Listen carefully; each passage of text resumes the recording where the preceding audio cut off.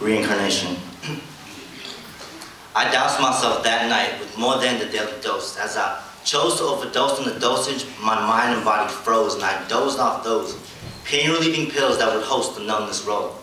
It drilled holes in my soul, and while I put it on hold, and then out in the fields is where I awoke. Stoked at the scenery, I started to float like a ghost, and as I rose, I saw rows of roses. I suppose I was supposed to make the most of this moment, which I chose to bestow it upon my heavy shoulders. But suddenly, I saw a lotus, and at an instant's notice, I noticed spring turned into fall at an instant moment. Yo, am I already dead? And if so, is this my closure? I moved forward in this journey where I came across a 4-leaf clover.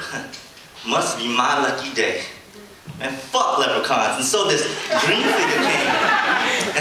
figure came. And she transformed before my eyes, an orchid in a bouquet.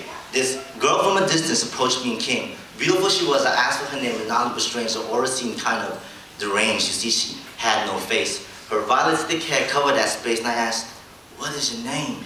And she said so sweetly in a voice that her name was Lily. I bid thee to be so sweet with mystery. Two-faced she was, she had me spoofed, silly. See, she had a name tag on there, red and red, Jasmine. But with her lazy eye, I said maybe this, maybe Miss Daisy, sweet lady who was in the garden daily. And with a sunflower in her head, she must have had a set of tulips, a set for sweet whispering lies that visually sighs in the best of alibis. The other tail lips would subside in slick disguise that blossom bittersweet's lies to rise and capture your heart. Oh, sweet pea. Sweep me off this struggle I've juggled for years. And so he sang a song under a mistletoe that kissed my ears. I gazed deep into her irises and saw the parsley in them. Partially while we stood upon fields of barley, upon fields of marigolds, I was so dead. Shit, I must be dead. Because the scent that had descent from her hair was enough to freeze you. She then kissed me again with a kink. Along with a wink, my body began to sink, and I felt the link between reality and fantasy. What the fuck happened to me? This kiss of death I could not reject because my dick was fully erect.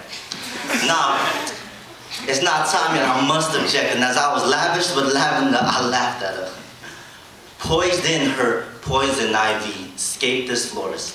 Her face turned revealed and it was death. Out of my slumber, I was dazed for days, feeling like a pansy. I felt like flowers, yo, like flowers.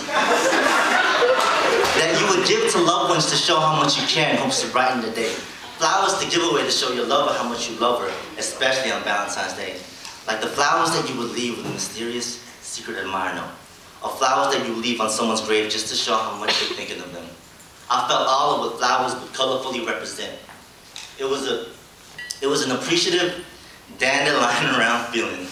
An angel gave me a rose that day in hopes that here I'd want to stay, and I prayed to some higher being and was thankful, grateful, merciful even, that I was alive.